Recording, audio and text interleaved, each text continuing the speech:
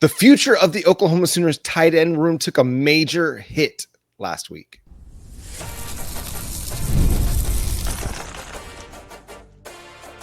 You are Locked On Sooners, your daily podcast on the Oklahoma Sooners. Part of the Locked On Podcast Network, your team every day.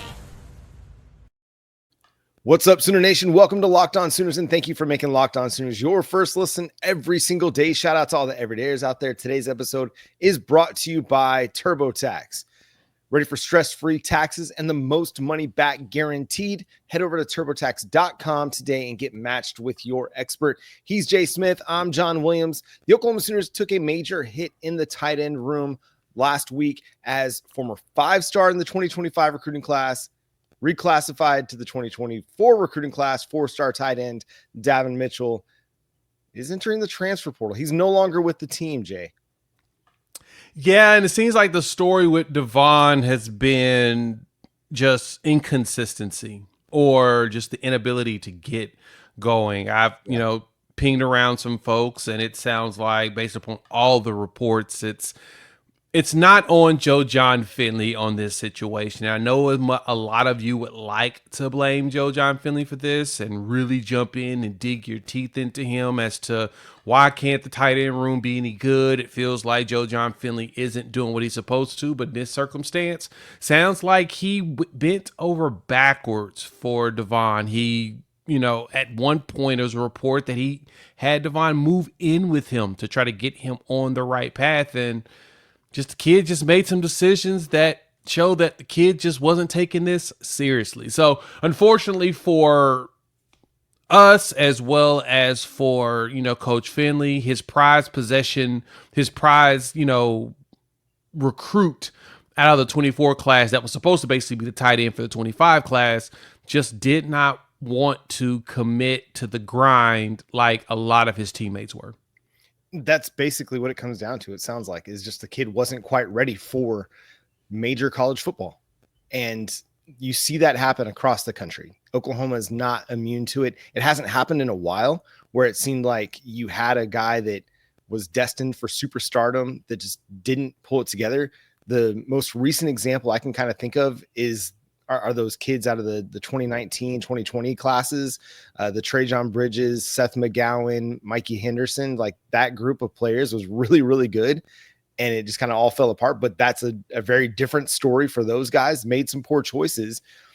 But, for Davon, it's just when he came out listed as 275 for spring ball, I was like, okay, there's something not quite right here. Because, yes, he's a big dude and he's got a big frame, but 275 for a tight end is just not going to work. And it just didn't show, okay, we've got a guy that's dedicated to what he's supposed to be doing. Like for him, 250, 260 is about right. And we heard all of the talk out of, his true freshman season where it was really just hard for him to get out even on the scout team. But we heard last September, Brent Venables talking about he's making good choices. He's doing all the right things. He's getting on the scout team. He's become scout team player of the week. Things are trending in a really positive direction. And even ahead of the Navy game, there was some talk. Maybe he might get some snaps because he was impressing the coaching staff with what he was doing on the practice field, but he didn't get any snaps. It didn't really matriculate into him getting playing time. And then it seems like everything just kind of fell apart this spring. We had a number of people asking us in the YouTube comments, what's up with Davon Mitchell? What's going on there? Why are we not hearing any buzz about him? Well, and this is why, because the kid wasn't able to create enough positive momentum for himself off the field, in the training room, in the workout room, in the film room to make an impact. And it's a bummer. And we can talk about what this means for the tight end room here in a second. But Jay, it's kind of a bummer to see a kid waste so much God-given ability and talent when he has everything ahead of him. Yeah, it saddens you when talent like that feels like it's being wasted. I mean, as you mentioned, during that time, it sounds like that was when he was staying with Joe John. That was when the coaches were really trying to, look, man, we're giving you an opportunity to do this. We really want you to be that dude for the room. And during that time when coaches were heavily on his back, he did well. The problem is that they can't babysit him constantly. And because they can't babysit him day in and day out every single minute of his time, you got to let it go. And it sounds like it wasn't a choice that Davon wanted to leave. It was leadership on the actual team that said, nah, you got to go. We vote you off the island.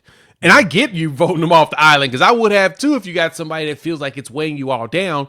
But like you said, he couldn't get on the field, which to me was the biggest red flag of them all. Our, tight end room was pretty, for lack of better term, stinky last season. So if you're not getting on in that moment when we really are trying to figure out how to overhaul, because we're dealing with so many injuries in that room, like Caden Helms as well as Kate McIntyre, we haven't seen them really because they have not been healthy. It's hard to play football when your body's not allowing you to. And if that was the case, him not playing even when Bauer Sharp was really literally your only weapon on offense, told me enough. John, if any time that he should have gotten on the field was when Michael Hawkins was the quarterback. Yeah. That was to me like, okay, where's Mitchell? We know that they came borderline, quote unquote, as a package deal because Michael Hawkins played ball with him down there. Was that in Austin before they moved up to Allen, Texas, before they moved up to Frisco. Emerson, when they moved to Frisco, Emerson, he moved to California. And it's like, okay, it sounds like he still wants to come play at Oklahoma. Yeah, that to me was the perfect time for him to get on the field because his boys throwing the ball. That means his boys probably going to be focused on it because they know each other.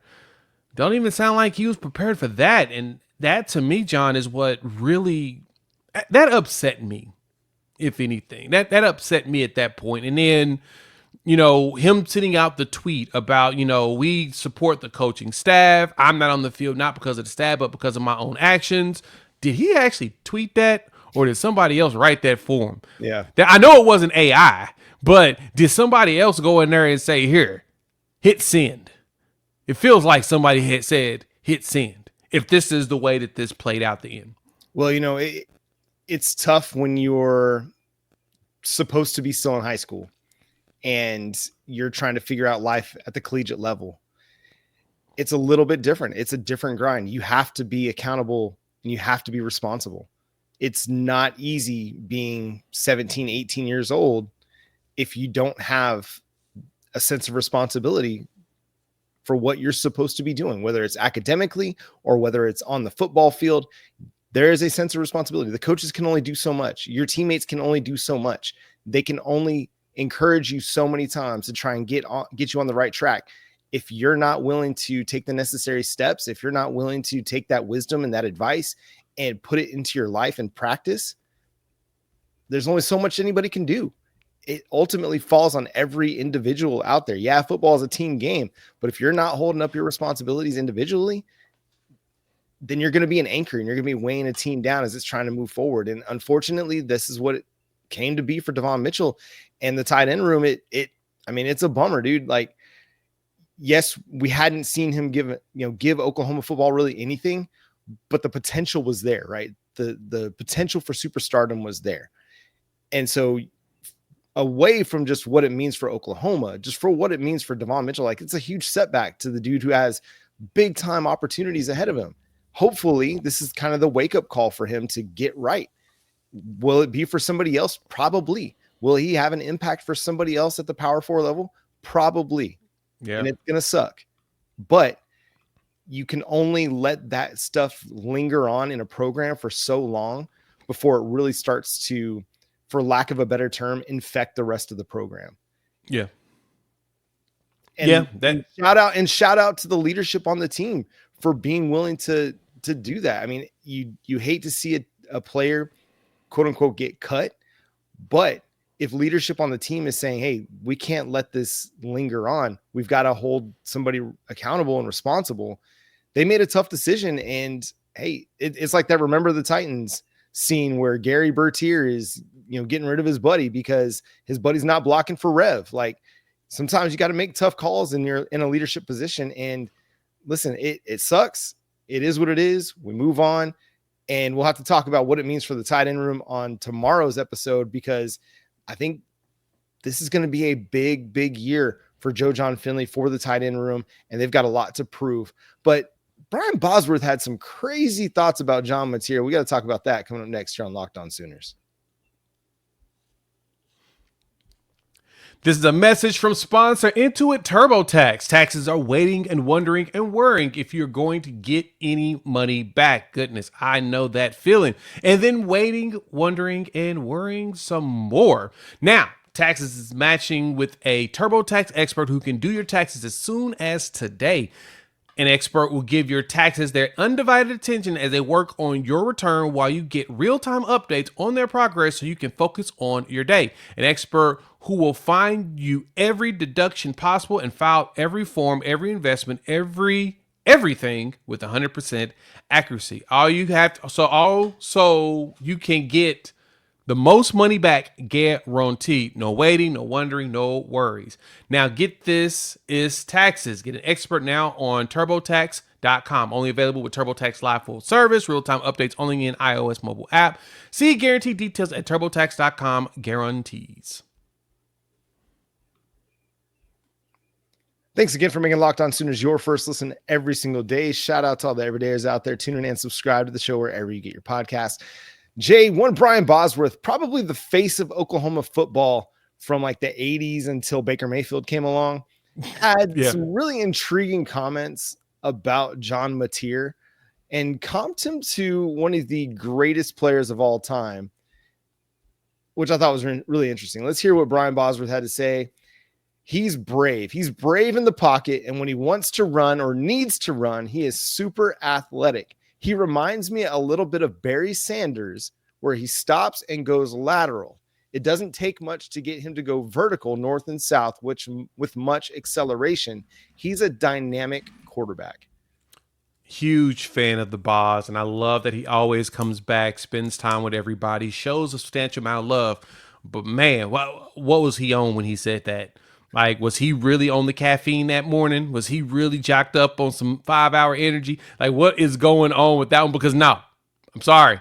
I'm taking it out. Nope. Gotta go. No.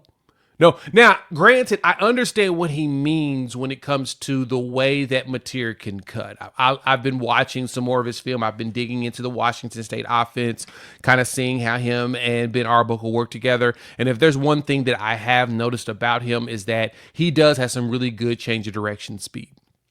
And he's a very willing runner, kind of like if you get a willing blocker, that means they're going to run through, you're going to, level somebody as they cut around. John Mateer is definitely a willing runner that will find the little seam and hole, and he'll run his butt off and get past a lot of defenders and borderline take it to the house. Thing is, Barry Sanders was just absurdly talented when it came to the way that he played the game. I don't compare anybody to Barry Sanders. It's very hard for me to find somebody that I could say is that shifty and move like that.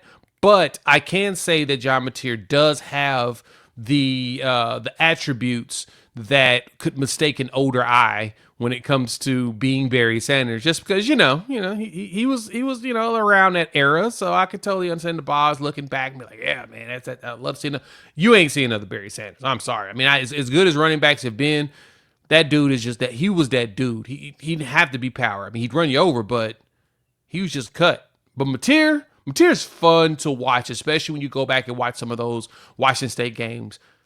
100% worth your time. Yeah, John Mateer is going to be a lot of fun to watch this fall. I think we're going to be amazed by what he's able to do as a runner. I think right now we're probably sleeping on a little bit because we're not getting a lot of highlights out of camp with him running the football. And he probably won't because the blue jersey, it doesn't make sense. But we're going to be very much enjoying what his dual threat capabilities are this fall. But, dude, Barry Sanders is one of one. And it'd be like comparing anybody to Adrian Peterson, right? Adrian Peterson is just power, strength, speed, agility. He's kind of the total package at running back. Comping anybody to that or comping anybody to Barry Sanders just almost feels weird, like, to do that because they're just such elite players. I like John Mateer as a quarterback. I think he's going to be really, really good. But that seems a little bit out there for me to compare John Mateer to Barry Sanders. I did not necessarily grow up watching Barry Sanders. I just saw the highlights, the Year in Sports 1992 videos coming out from Sports Illustrated back in the day. Like, that's my vision of Barry Sanders, is nobody could touch the guy. Like, nobody could literally touch Barry Sanders. And there's a reason why he was so dynamic. despite having one of the worst offensive line situations for a career that he had. I mean, he put up almost 13,000 rushing yards in his career. I can't remember the exact total, but so many rushing yards that a lot of people consider him the best running back of all time, despite not being the all-time leading rusher. So the guy is just incredibly good. But for John Mateer, all he has to do, he didn't have to go be Barry Sanders. Hopefully he doesn't have to do what Barry Sanders was having to do behind the line of scrimmage last year, or not last year, but during his career, where he's having to avoid 3-4 tacklers at a time because the offensive line is so porous. No, hopefully John Mateer is doing the Barry Sanders stuff out in the open field beyond the line of scrimmage and making people look foolish.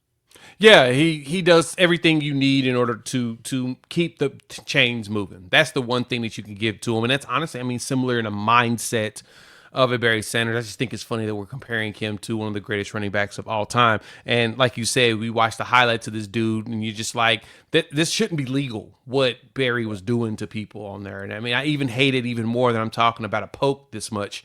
Can't be talking about pokes this much in public. I'll talk about him in private, though, because I love Barry Sanders. He's probably one of my favorite players. Watching the Detroit Lions, and I felt so bad that he was stuck at such a terrible program, and a definitely terrible organization, that I was hoping that he'd end up getting traded to Tampa Bay or something. But I digress. John Mateer is going to be the game changer that we were looking for, even if he just does a standard get us back into the middle of the pack on offense. But the way that it sounds like he has on command, and the way that the rumor has it, the wide receiver room has stepped up. I know the last report that I saw, a note that I got was this weekend, that you saw a lot of the wide receivers return. I mean, the only one you really haven't seen is Jaden Gibson. And he's still, he's basically in bubble wrap until this summer and probably fall, just because he felt something weird in his knee when he made a step. They want to make sure that he's not dealing with anything, a true setback. So we'll know fall camp for him, but majority of the wide receivers are moving around. Josiah Martin sounds like he had a really big play while in practice, which is huge. Just keep that as a note. That's massive if you've got him back. Sategna, of course, doing his thing. Keontez Lewis is back, and he made some pretty solid catches, I think, with the second team. So my prediction of Giovanni Gibson, Zion Kearney with Deion Burks is still strong. If we go 4 wide, you'll probably have Sategna there in the slot. And then the good thing is that Josiah Martin's young, so you can have him prepped to immediately fill the spot that Sategna takes when Sategna jumps up and takes Burks' spot when he's gone. But he's also, Deion Burks is back on the practice field. Sounds like he got some plays in, and then they told him to get back in bubble wrap. Sign me up for that, especially if he's truly healthy. We should be able to get through this combine good, and then be even better when it comes to fall practice. Yeah, encouraging signs on a health front. You're not hearing of any major setbacks. You're not hearing any buzz of any significant injuries out of fall or out of spring ball, that's always encouraging. I mean, I felt like this time last year, it was a bunch of dudes that were getting dinged up and a bunch of guys that weren't going to be available for the spring game. And so things trending in a positive direction. We'll see. We got little over 4 months until we get to actual games, but so far so good. I mean, offseason successful if you can get through and not have any major injuries to guys that are going to be key parts of your 2 deep in the fall. So huge stuff. What's the Crimson Combine going to look like? We'll discuss that coming up next year on Locked On Sooners.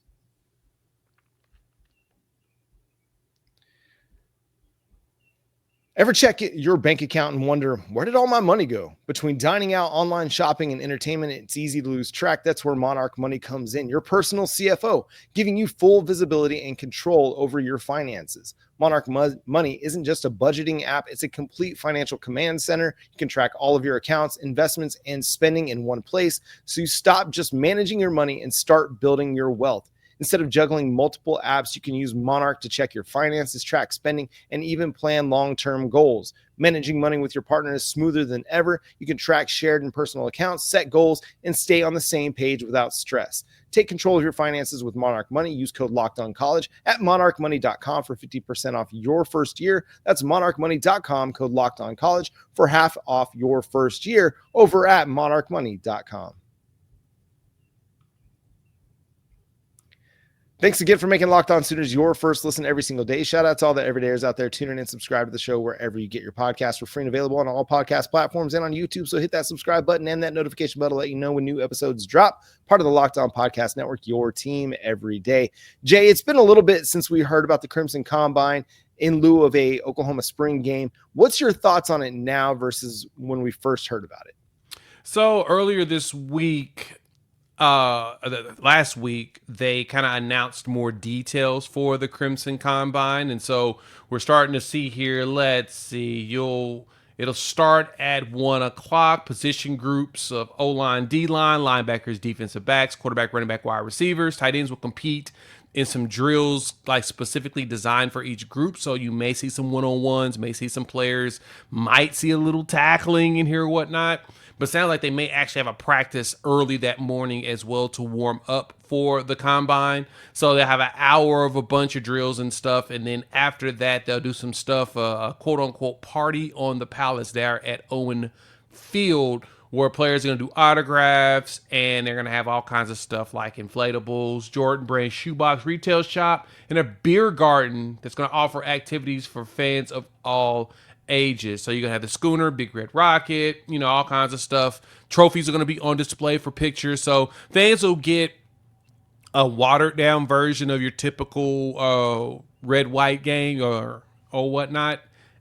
It's just not going to be like keeping score or televised, which I get with some fans. This is usually the best opportunity to make a game because pricing has really gotten it to where it basically priced out a lot of fans nowadays just because of the popularity of the sport. People are willing to pay more to try to get themselves there. So yeah, this was usually the best opportunity for fans that wanted to go to the game and hadn't been able to do it or afford it, or you can make time for it. Maybe a busy fall. This was usually their best opportunity. Well, they can come out, hang out, and see some cool, hopefully some cool drills. I'm hoping they do a lot of one-on-one stuff. Like, make it feel like it's a quote-unquote game without it being set up like a game. I think that will make it worthwhile. I think if they really wanted to do something that would be kind of fun for the fans, having even just some 7-on-7 or just some team red zone work where it's football and it's competitive, even if it's not like a full-on game. But I get where they're coming from. They're trying not to get anybody injured. They're trying not to expose anybody to some tampering in the transfer portal. But at this point, like, if anybody is of interest to another team, they're probably already reaching out and they're probably already trying to get that pre-transfer portal tampering done. Oklahoma's probably doing something similar out there. They're trying to work the network, ask their players to reach out to their buddies and see, hey, you want to play some tight end for Oklahoma? Or, hey, we're looking for an interior offensive lineman. Oh, hey, we need a depth linebacker. You got any interest? And so, tampering is probably already happening through the NIL agents out there. So I get what Oklahoma's trying to do. There's a lot of concern with coaches across the country about overexposure, as well as, putting their players through too many snaps in a given year. And I get that. I'm not going to hate on it too much. I still think this is just kind of a meh event. It doesn't excite me. It doesn't get me going. The kids will probably love it and it'll be great for them. And this is me talking both as a fan and as somebody who does media about the Oklahoma Sooners. It's just kind of okay. Like I'm not one way or the other about this. It doesn't get me excited. It doesn't get me pumped, but I'm not also going to dog on it either. So it's a thing. And it'll be fine. I still think that the future would be a scrimmage. Like, that would be the best way forward, is a scrimmage or a spring practice, joint practice situation with another team that you could, you have a couple days of practice with another team and then you have a scrimmage with them. And then you can sell tickets to that and create a bigger event out of that. But we'll see if anybody decides to go that route. I know the NCAA is acting like they've got some sort of authority and power by squashing Colorado and Syracuse's desire to do that. But like Mike Gundy said, and this is the one thing I'll agree with Mike Gundy on in this whole thing, is what's the NCAA going to do? Why does anybody they think?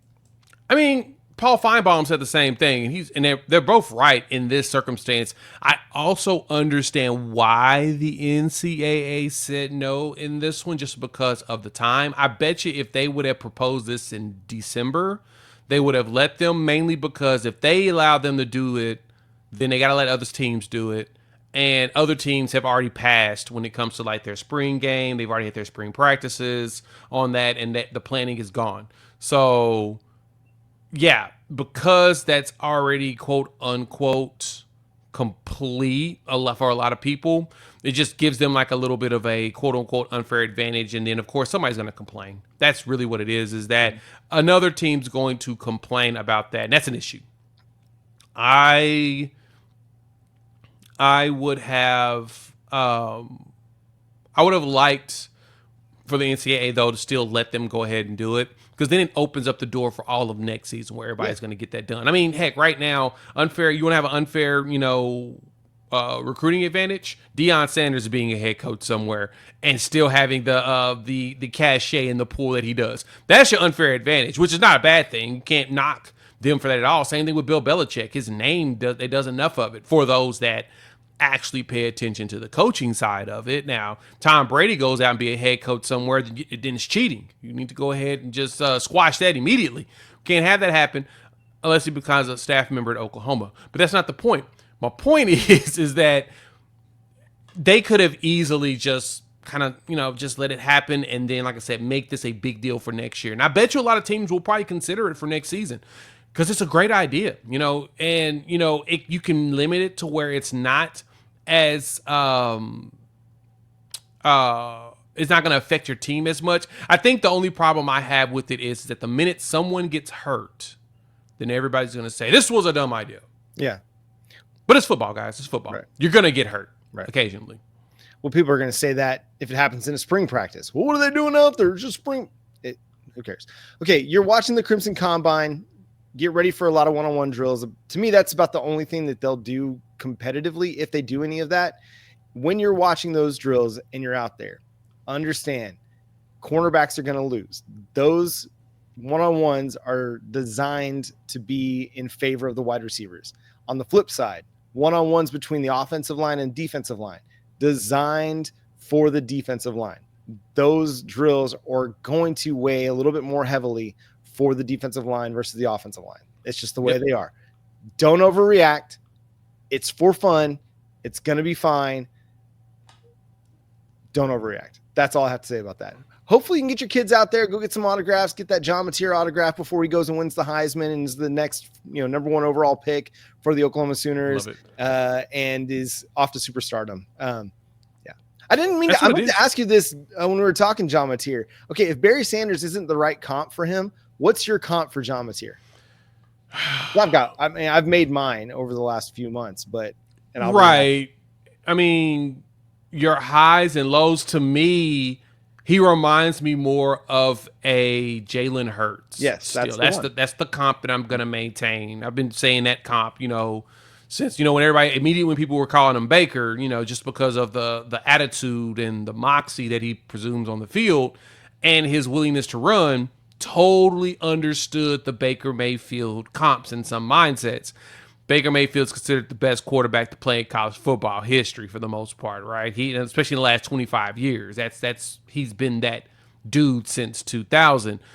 I give him more of a Hurts because I think that he will be a true heavy run quarterback. He can get you 1,000 yards rushing in the season while throwing it for 4,000, just because he is that dynamic enough and that willing of a runner, which is a lot more than what Baker was. So I could give him Hurts a lot, because Hurts was a very big improviser too. He did a lot of things on his own and just made things happen. That was what Jalen Hurts did. Well, I think Mateer can give you something similar to that. I think on the bottom scale, if we're just going to keep it in the Oklahoma quarterback realm, probably Spitzer Rattler. With a good line, Rattler was, serviceable. He did enough to win games. You probably wanted someone a little bit more dynamic to play with, but yeah, that's what I can see. Yeah, I think Jalen Hurts is the one. You could talk Baker mentality, Jalen Hurts ability. I mean, based on that USA Today sports article that we talked about last week, he's got every bit of the chip on his shoulder that Baker Mayfield played with. So it's going to be fun, man. I cannot wait to see this dude on the field against an actual team week 2 when they play Michigan. It's going to be so much fun to see what this team is made of. But that's going to do it for today's episode of Locked On Sooners. Thanks so much for tuning in, being a part of the show, subscribing to the show wherever you get your podcasts. And thank you for making Locked On Sooners your first listen. For your second listen of the day, check out the Locked On NFL Draft with Damian Parson and Keith Sanchez as your favorite collegiate players. Get ready for the next level. Get the latest draft rankings, rumors, and news every day. Find Locked On NFL Draft on YouTube or wherever you listen to your podcast. Follow Jay at Unfair Sports. Go check out his channel, Unfair Sports, over on YouTube. You can follow me at John9Williams. You can also check out my work covering the Sooners over at SoonersWire.com. And you can follow the show at Locked On Sooners on all of your favorite social media platforms. But until next time, he's Jay Smith. I'm John Williams. We'll talk to you then. Boomer Sooner. Maybe we can compare him to like Andrew Luck too. I think that's probably a good name to make Not a him bad be. comp. Pick every good, number 1 quarterback ever. There you go. Yeah.